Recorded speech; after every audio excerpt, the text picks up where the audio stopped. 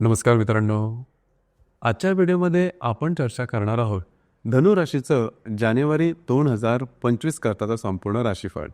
साधारण डिसेंबर 2024च्या महिन्यामध्ये म्हणजे गेल्या महिन्यामध्ये तुम्ही बघितले असेल की गोष्टी तुमच्या अपेक्षेप्रमाणे झाल्या नव्हत्या. खास करून आरोग्याच्या संदर्भातले त्रास, मानसिक तणाव हे जास्त प्रमाणात जाणवलेले असते.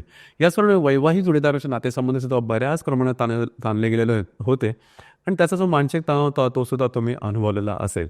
या महिन्यामध्ये म्हणजे जानेवारी महिन्यामध्ये गोष्टी ज्या आहेत त्या थोड्याशा वेगळ्या असणार आहेत, थोड्याशा सकारात्मक असणार आहेत. खास करून तुमच्या राशीचा जो भाग्येश आहे रवी, जो की तुमच्याच राशीमध्ये भ्रमण करतोय दिनांक 15 तारखेनंतर.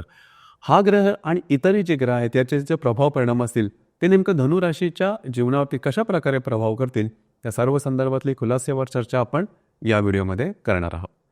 सुरुवातीला आपण चर्चा करू की तुमचं जे स्वास्थ्य आहे मानसिक किंवा शारीरिक हे नेमकं कशा प्रकारचं राहील.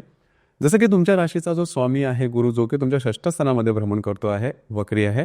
तुमच्याच राशीमध्ये जो रवी आहे हा 15 तारखेनंतर येणार आहे. सगळ्यात महत्त्वाचं म्हणजे बुधाचा ग्रह आहे हा तुमच्या राशीमध्ये 5 तारखेपासून 24 तारखेपर्यंत राहणार आहे. याचप्रमाणे राशीच्या अष्टमात मंगळ जो आहे तो भ्रमण करतो आहे, वक्री आहे आणि दिनांक 22 तारखेनंतर वक्री होऊन तो तुमच्या सप्तमात जाणार आहे. एकंदरीतच सांगायचं झालं तर या संपूर्ण महिन्यामध्ये एक गोष्ट खूप चांगली राहील. साधारण 16 तारखेनंतरचा जो कालावधी हा बऱ्याच प्रमाणात तुम्हाला उपयुक्त असणार आहेत. तुमच्यातला कॉन्फिडन्स एनर्जी लेवल जबरदस्त दिसून येईल, जे की अशी पण तुमच्या राशीमध्ये जाणवते. परंतु गेल्या काही महिन्यामध्ये हा जो आत्मविश्वास आहे तो थोडासा ढळला होता. परंतु या महिन्यामध्ये परत तुम्ही रिगेन करा किंवा परत तुम्ही त्याच्यामध्ये तुमचा जो कॉन्फिडन्स आहे तो खूप चांगला जाईल, कामाचा ओळख दांडगा राहील आणि तुम्ही घेतलेले निर्णय अचूक ठरतील आणि बऱ्याच प्रमाणात तुम्हाला काय चांगलं इंट्युशन्स येऊ शकतील. सगळ्यात महत्त्वाची गोष्ट म्हणजे भाग्याची साथ, जी की प्रत्येक गोष्टीला थोडंसं पुढे नेण्याकरता आवश्यक असते, ती भाग्याची साथ तुम्हाला साधारण 17-18 तारखेनंतर मिळू शकेल. तर एकंदरीत या महिन्यामध्ये जरी तुमची शारीरिक कसरत जास्त होत असली किंवा शारीरिकतेच्या संदर्भातले जरी त्रास होत असले, काळजी करू नका. भाग्याची साथ उत्तम प्रकारे लागेल आणि तुमची जी मानसिकता आहे ती जबरदस्त दिसून येईल. त्यामुळे काळजी करू नका. फक्त एकच गोष्ट आहे की शारीरिकतेच्या संदर्भातले थोडीशी काळजी घेणे गरजेचं आहे. लागणं, कापणं, खरचटणं, फ्रॅक्चर अशा प्रकारच्या शारीरिक दुखापतीचे काही प्रसंग येऊ शकतील. त्या संदर्भात थोडीशी काळजी घेणं महत्त्वपूर्ण राहील. यानंतर आपण चर्चा करू की तुमचं आर्थिक स्थैर्य आहे हे नेमकं कशा प्रकारचं असेल. जसं की राशीचा जो धनेश आहे शनी, जो की तृतीय स्थानामध्ये भ्रमण करतो आहे आणि तो मार्गी आहे, तिथे शुक्रसुद्धा आहे. याचप्रमाणे राशीचा जो पंचमेश आहे मंगळ, जो की तुमच्या अष्टमात भ्रमण करतोय, वक्री आहे, 22 तारखेनंतर सप्तमात येईल आणि राशीच्या अष्टमात मंगळ वक्रीच असणार आहे आणि राशीचा जो लाभेश आहे शुक्र, जो की तुमच्या तृतीय स्थानामध्ये भ्रमण करतो 31 तारखेनंतर चतुर्थात येणार आहे. एकंदरीत सांगायचं झालं तर या संपूर्ण महिन्यामध्ये आर्थिक स्तराच्या संदर्भात खर्च जास्त करू नका. आर्थिक संदर्भात खूप मोठा बदल होईल, खूप काही चांगलं होईल असं मात्र नाही, पण तुम्ही साधारण समाधानी असाल. गेल्या महिन्यामध्ये जो आर्थिक स्तर होता त्याचप्रमाणे या महिन्यामध्ये सुद्धा राहील, परंतु या महिन्यामध्ये थोड्याशा गोष्टी तुमच्यासाठी पॉझिटिव्ह होत आहेत. अशा प्रकारचे काही अनुभव निश्चित येऊ शकतील.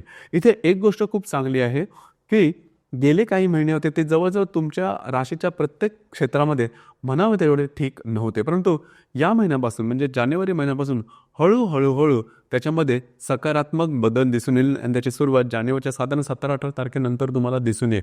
पहिली गोष्ट म्हणजे मानसिकतेच्या संदर्भात तुमचा कॉन्फिडन्स खूप चांगला आहे. त्या हिशोबाने तुम्ही तुमचे निर्णय असतील ते अचूक होतील. निर्णयानंतर तुमची कृती तुमच्याकडे व्यवस्थित होईल आणि हळूहळू गोष्टी तुमच्यासाठी पॉझिटिव्ह होणार आहेत. त्याच्यामुळे ह्या महिन्यापासून नक्कीच गोष्टी तुमच्यासाठी सकारात्मक होणार आहेत. यानंतर आपण चर्चा करणार आहोत तुमचं ग्रहसौख्य नेमकं कशा प्रकारचं असेल. जसं की राशीचा जो चतुर्थेश आहे गुरु, जो की तुमच्या षष्ठ स्थानामध्ये भ्रमण करतो आहे, वक्री आहे आणि चतुर्थामध्ये शुक्र जो ग्रह तर जवळजवळ 31 तारखेनंतर येणार आहे. तर साधारण घरातल्या व्यक्तींचं म्हणजे घराचं जे वातावरण आहे ते थोडंसं गढूळ आहे किंवा तेवढंसं नीट नाही आहे. तर तशाच प्रकारचे थोडेफार अनुभव तुम्हाला या दरम्यान जाणू शकतील, म्हणजे या संपूर्ण महिन्यामध्ये जाणू शकतील. काळजी करू नका, कारण शुक्र जो आहे हा या महिन्याच्या शेवटी येणार आहे, म्हणजे जवळजवळ 31 तारखेला येणार आहे. तरीसुद्धा फार मोठे काय तणाव किंवा फार मोठे काय त्रास होणार नाही किंवा खूप मोठी उलतापलत गृहसौख्याच्या बाबतीत होणार नाही. त्याच्यामुळे तशी काय काळजी करू नका. याचप्रमाणे जे तुमचं लव्ह लाईफ ज्याला आपण म्हणतो, लव्ह लाईफबद्दल सांगायचं झालं तर राशीचा जो पंचमेश आहे मंगळ, जो की अष्टम स्थानामध्ये भ्रमण करतोय, वक्री असणार आहे. तर जर का तुम्ही कोणाच्या रिलेशनशिपमध्ये असा तिथे तू मै सारखे प्रसंग तुम्हाला अनुभव येतील, अर्थात डिसेंबर मेच्या महिन्यामध्ये सुद्धा तुम्ही बघितलं असेल की गोष्टी थोड्याशा टोकाच्या होत्या किंवा ब्रेकअपपर्यंत सुद्धा पोहोचल्या, तर त्या संदर्भात थोडीशी काळजी घेणं गरजेचं राहील. कारण या महिन्यामध्ये जी गोष्ट आहे ती तुमच्यासाठी तेवढीशी सकारात्मक नाही आहे. त्याच्यामुळे थोडंसं बॅकवर्डला जा, थोडंसं ॲडजस्ट करा. ॲडजस्ट करून तुमचं जे नातं आहे ते टिकवण्याचा प्रयत्न करणं गरजेचं राहील. याचप्रमाणे ज्या गर्भवती महिला आहेत त्यांनी स्वतःच्या आरोग्याकडे लक्ष देणं गरजेचं राहील. आरोग्याच्या संदर्भातील जे त्रास आहेत, जे प्रॉब्लेम कॉम्प्लिकेशन्स आहेत, ते जास्त प्रमाणात वाढू शकतील. तर या संदर्भात काळजी घेणं अतिशय महत्त्वपूर्ण राहील. छोट्या छोट्या त्रास जरी जाणवले तर त्या संदर्भात काळजी घ्या. कारण मंगळ जर तुमचा वक्री असणारा हा जवळजवळ तुमच्या अष्टम आणि सप्तम स्थानामध्ये वक्री मार्ग घेऊन एप्रिल मे पर्यंत राहणार आहे. त्याच्यामुळे या संदर्भात थोडंसं तुम्हाला अलर्ट राहणं गरजेचं राहील. ही गोष्ट फार महत्त्वाची राहील. या सर्वांनी वैवाहिक जीवनाबद्दल सांगायचं झालं तर जर विवाहित असाल तर वैवाहिक जोडीदाराचे तुमचे नातेसंबंध बऱ्याच प्रमाणात चांगले राहतील, की जे गेल्या साधारण 1-1.5 महिन्यामध्ये तेवढेसे ठीक नव्हते. मात्र वैवाहिक जोडीदाराच्या आरोग्याकडे लक्ष देणं अतिशय आवश्यक आहे. तुम्हाला असं कदाचित वाटू शकेल की वैवाहिक जोडीदार आहे त्यांच्यामध्ये तुमच्यामध्ये जे प्रॉब्लेम आहेत, जे रस्सीखेच आहे ही थोडीशी जास्त होते आहे किंवा वैवाहिक जोडीदार तुमच्या ते जास्त हवी होत आहेत विचाराने, अशा प्रकारचे काही अनुभव येऊ शकतील. परंतु मौनम सर्वार्थ साधनम या सुभाषिताप्रमाणे थोडंसं तुम्हाला वागावं लागेल.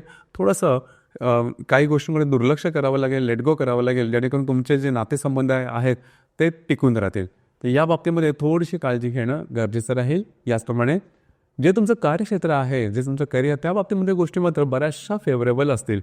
तुमच्या राशीचा जो कर्मेश आहे बुध, जो की तुमच्याच राशीमध्ये जवळजवळ 5 तारखेपर्यंत 5 तारखेपासून तर 24 तारखेपर्यंत असणार आहे. त्यामुळे जे तुमचं कार्यक्षेत्र असेल त्या संदर्भात काळजी न करू नका. ज्या ठिकाणी तुम्ही काम करता त्या ठिकाणचे वरिष्ठ किंवा सहकर्मी यांच्याबरोबरचे नातेसंबंध बऱ्याच प्रमाणात चांगले राहतील. इथे एकच गोष्ट आहे की जो सप्तम स्थानात मंगळ वक्री होऊन जाणार आहे 22 तारखेने, तो चतुर्थ दृष्टीने तुमच्या दशम स्थानाला बघणार आहे. तर साधारण या महिन्याच्या शेवटी थोड्याफार प्रमाणात गोष्टी थोड्याशा वेगळ्या होतात असं वाटेल, परंतु काळजी करू नका. स्वतःवरती विश्वास ठेवा आणि थोडंसं नरमाईचं धोरण बाळगणं गरजेचं राहील. याचप्रमाणे या महिन्याची जी 23 तारीख आहे त्या 23 तारखेला बुध आणि मंगळाचा प्रतियोग होणार आहे. मंगळ जो की सप्तमात भ्रमण करेल, वक्री असेल, आणि तुमच्याच राशीतला जो बुध आहे या दोघांचा प्रतियोग होणार आहे. काळजी घ्या. तुम्हाला स्वतःच्या भावभावनांवर नियंत्रण ठेवणं गरजेचं राहील. या दरम्यान म्हणजे जवळजवळ 22 तारखेपासून ते जवळजवळ 25 तारखेपर्यंतचा कालावधी, त्यामध्ये महत्त्वपूर्ण निर्णय घेऊ नका, भावनेच्या आहारी जाऊ नका आणि गोष्टी टोकाच्या अजिबात करू नका. खास करून वैवाहिक जोडीदारावरचे नातेसंबंध टोकाचे होतील, टोक गाठू शकतील. या संदर्भात काळजीनं, जर का तुमच्या वैवाहिक संबंध अतिशय नाजूक परिस्थितीतून जात असतील तर त्या संदर्भात गोष्टी आणखीन थोड्याशा ताणल्या जाऊ शकते. याबाबतीत काळजी घेणं महत्त्वपूर्ण राहील. याचप्रमाणे या महिन्याच्या 25 तारखेला मंगळ आणि शुक्राचा त्रिकोण योग होणार आहे. शुक्र जो की तुमच्या तृतीय स्थानामध्ये भ्रमण करतोय आणि जो मंगळ सप्तमात भ्रमण करेल, वक्री राहील, तर दोघांचा त्रिकोण चांगला शुभफलदायी राहील. वैवाहिक जोडीदाराचे नातेसंबंध सुधारतील. वैवाहिक जोडीदाराबरोबर कुठे बाहेर केला जाण्याचा योग सुद्धा समोर, आणि काही चांगले उत्तम लाभ, उत्तम अनपेक्षित लाभ तुम्हाला या दरम्यान मिळण्याची शक्यता बऱ्याच प्रमाणात राहील. याचप्रमाणे या महिन्याची जी अमावास्या आहे ती 13 तारखेला आहे आणि जी पौर्णिमा आहे ती 29 तारखेला आहे.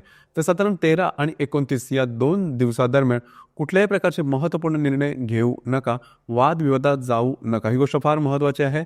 म्हणजे कमिटमेंट, प्रॉमिसेस, कागदपत्री व्यवहार किंवा कुठल्याही प्रकारच्या कामाची सुरुवातसुद्धा करू नका. गोष्टी तुमच्यासाठी थोड्याशा वेगळ्या प्रकारे होऊ शकतील आणि तुमचे अंदाज चुकू शकतील. तर मित्रांनो, हे होतं धनु राशीचं जानेवारी 2025 करताचं संपूर्ण राशीफळ. धन्यवाद.